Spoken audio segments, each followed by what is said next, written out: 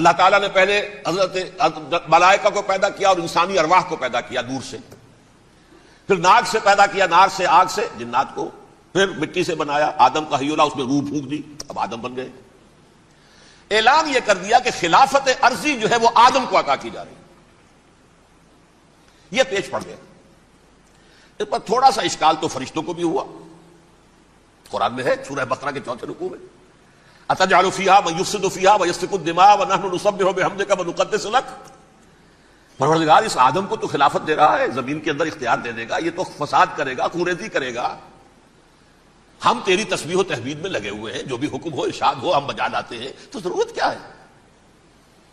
اس کا جواب اللہ نے دیا، انی اعلم ما لا تعلمون، میری مشیت، میری حکمت وہ میں ہی جانتا ہوں، ضروری نہیں کہ تم اس کو شیئر کر سکتے۔ لیکن یہ جنات میں سے ایک جن تھا عزازیل۔ اب دیکھیے کہ جنات کو ایک قرب حاصل ہے ملائکہ کے ساتھ، کیوں؟ وہ نور سے پیدا کیے گئے، یہ نار سے پیدا کیے، کتنا قرب ہے دونوں میں۔ انسان پیدا کیا گیا مٹی سے، مٹی انرٹ ہے، آگ بھڑکتی ہے، اوپر اٹھتی ہے، شعلہ زن ہوتی ہے، انرجی ہے اس میں۔ نور اور نار میں بڑا قرب ہے۔ اور عربی کے ایک قاعدے سے تو یہ ایک ہی لفظ ہے، مادہ ایک ہی ہے، حروف علت جو ہے ایک دوسرے کی جگہ آ جاتی، یہ قرب ہے۔ اگرچہ زمین و آسمان کا فرق ہے دونوں میں۔ فرشتہ نور سے پیدا کیا گیا ہے، وہ پاک ہے، وہ اللہ کے کسی حکم کی خلاف ورزی کر ہی نہیں سکتا۔ لا یعصون اللہ ما امرہم ویفعلون ما یؤمرون، وہ جو بھی اللہ تعالیٰ حکم دیتا ہے اس کی کوئی معصیت یا نافرمانی نہیں کرتے، بلکہ جو حکم لیا جاتا مان لیتے۔ ذرا سا اشکال ہوا تھا، پوچھ لیا، جواب مل گیا، خاموش ہو گئے بس۔ لیکن عزازیل نامی ایک جن تھا، جو ایک تو جن ہونے کی نسبت سے فرشتوں سے کچھ نہ کچھ مماثلت تھی، قرب تھا، دوسرے یہ علم میں، زہد میں، عبادت میں اتنا اونچا تھا، اتنا اونچا تھا، اتنا اونچا تھا کہ یہ ملائکہ ہی کے صف میں شامل ہو گیا۔ اس نے عالم بغاوت بلند کر دیا۔ جب حکم دیا گیا کہ سجدہ کرو آدم کو، اب یہ دیکھیے کس قدر یہ اہم مضمون ہے، اور آپ سوچ رہے ہیں یہ باتیں آج پہلی مرتبہ ہمیں اس طرح سنائی جا رہی ہیں، یہ باتیں تو علم میں آتی نہیں ہمارے۔ وجہ کیا ہے؟ آپ کو دلچسپی نہیں ان چیزوں سے۔ جدید تہذیب نے ان چیزوں کی اہمیت کو زیرو کر دیا۔ قرآن میں اہمیت کا کیا عالم ہے؟ 7 جگہ یہ مضمون قرآن میں آیا ہے کہ فرشتوں کو ہم نے حکم دیا سجدہ کرو آدم کو، سب نے سجدہ کیا۔ فسجد الملائکۃ کلھم اجمعون، سارے کے سارے، کل کے کل، سب نے مل کر سجدہ کیا آدم کو، اللہ کے حکم سے فوراً تعمیل کر دی۔ الا ابلیس ابا واستکبر وکان من الکافرین، ابلیس نے نہیں کیا، انکار کیا، استکبار کیا، گھمنڈ کیا۔ اور اس کو سورہ کہف میں بیان کر دیا گیا، یہ اس لیے کہ وہ اصل میں جنات میں سے تھا، اگرچہ شامل تو تھا فرشتوں میں اس وقت۔ کانا من الجن ففسق عن امر ربہ، وہ اصل میں جنات میں سے تھا، اس وجہ سے وہ اپنے رب کے اس فیصلے کے خلاف کھڑا ہو گیا، سرکشی تھی اس میں۔ یہ معاملہ اتنا اہم ہے، اب آپ سمجھیے کہ 7 مرتبہ سورہ بقرہ، سورہ اعراف، سورہ حجر، سورہ بنی اسرائیل، سورہ کہف، سورہ طٰہٰ، سورہ صاد، 6 مکی صورتوں میں ذکر ہے یہ، اور ایک مدنی صورت سورہ بقرہ۔ ان میں سے اکثر مقامات پر پھر جب اللہ نے کہا کہ اچھا تم نے یہ سرکشی کی ہے اور ہمارے حکم کی خلاف ورزی کی ہے تو یہاں سے نکل جاؤ، دفع ہو جاؤ، تم مردود ہو، مردود ملعون، ان علیک لعنتی الی یوم الدین، اب تجھ پر لعنت رہے گی میری قیامت کے دن۔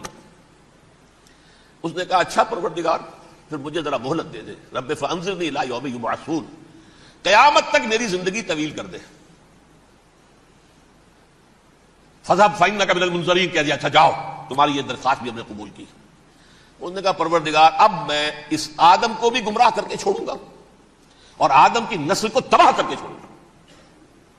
انتہائی شدید چیلنج کے انداز میں یہ قرآن مجید میں 4-5 مرتبہ مضمون آیا ہے۔ میں نے صرف 2 جگہ سے آپ کو سوت کوٹ کر کے سنایا تھا۔ سورہ آراف میں اللہ تعالیٰ فرماتے ہیں قال، اس پر ابلیس نے کہا فبما اغویتنی، تو اے رب جو تو نے مجھے گمراہ کیا ہے، مجھے ذلیل کر دیا، مجھ پر فوقیت دے دی، اس کو انا خیر منہ، میں اس سے بہتر ہوں، خلقتنی من نار وخلقتہ من طین، بنایا تو نے مجھے آگ سے اور اس کو بنایا مٹی سے، پھر مجھ سے مطالبہ کہ میں سجدہ کروں، اور میں نے سجدہ نہیں کیا تو اب تو نے مجھے ملعون قرار دے دیا۔ قال فبما اغویتنی لاقعدن لهم صراطک المستقیم، اب میں یہ نسل آدم کے لیے، اس کو برباد کرنے کے لیے تیری سیدھی راہ کے اوپر گھات میں بیٹھوں گا، سیدھے راستے پر چلنے نہیں دوں گا، ثم لآتینہم من بین ایدیہم، پھر میں ان پر حملہ آور ہوں گا ان کے سامنے سے بھی، ومن خلفہم ان کے پیچھے سے بھی، وعن ایمانہم ان کے داہنی جانب سے بھی، وعن شمائلہم اور ان کے بائیں جانب سے بھی، ولا تجد اکثرہم شاکرین، اور تو دیکھے گا کہ ان کی اکثریت تیری شکر گزار بندوں پر مشتمل نہیں ہوگی۔ یہ چیلنج تھا، اور ایک چھوٹا سا چیلنج جو سورہ صاد میں آیا ہے، اور یہاں تو اس نے اللہ کے جلال کی قسم کھا کر کہا قال فبعزتک لأغوینہم اجمعین، اے رب تیری عزت تیرے جلال کی قسم ہے میں ان سب کو گمراہ کر کے چھوڑوں گا، الا عبادک منہم المخلصین، سوائے ان میں سے وہ کچھ لوگ جنہیں تو خالص اپنا بندہ بنا لے، جنہیں تو اپنا بندہ بنا لے، مخلص، مخلص نہیں، مخلص یہ مفعول ہے، فاعل نہیں ہے، جسے تو بنا لے۔ بعض لوگوں کو اللہ چن لیتا ہے، هو اجتباکم، تمہیں چن لیا ہے، استفاء اجتباء، بس وہ بچیں گے جن کو تو اپنی خاص امان میں لے لے گا، باقی میں سب کو گمراہ کر کے چھوڑوں گا۔ یہ ہے اصل دنیا میں نوع انسانی کا ابدی دشمن، ازلی سے ابدی تک۔ اور اس میں نوٹ کیجئے کہ اس کی اصل بنیاد کیا ہوئی؟ دو لفظ، تکبر اور حسد۔ استکبرا، تکبر کیا، انا خیر منہ، میں اس سے بہتر ہوں۔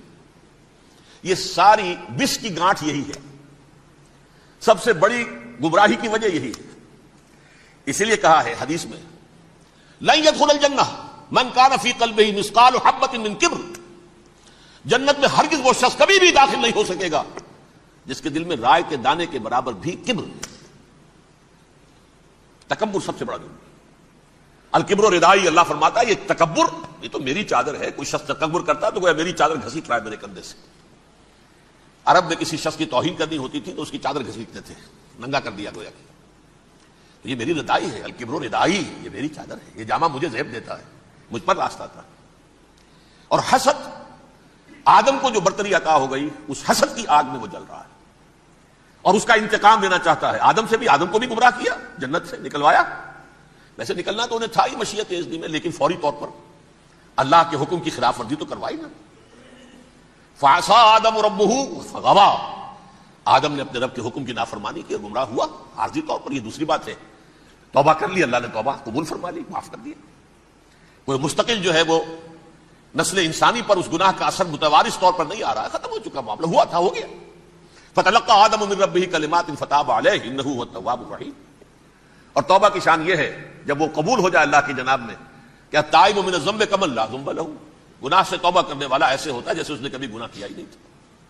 لیکن بہرحال وہ گمراہ کرنے میں کامیاب ہو گیا، حضرت آدم اور حوا کو بھی، اور نوع انسانی کی عظیم اکثریت، عظیم اکثریت، عظیم اکثریت اس کے داؤ میں آئی ہوئی ہے نہیں۔ کتنے ہیں وہ عباد اللہ المخلصین، الا عبادک منہم المخلصین، کتنے ہیں جو واقعتاً خالصتاً اللہ کے بندے بن گئے ہوں، جنہیں اللہ نے اپنا بنا لیا، اپنا قرار دے دیا۔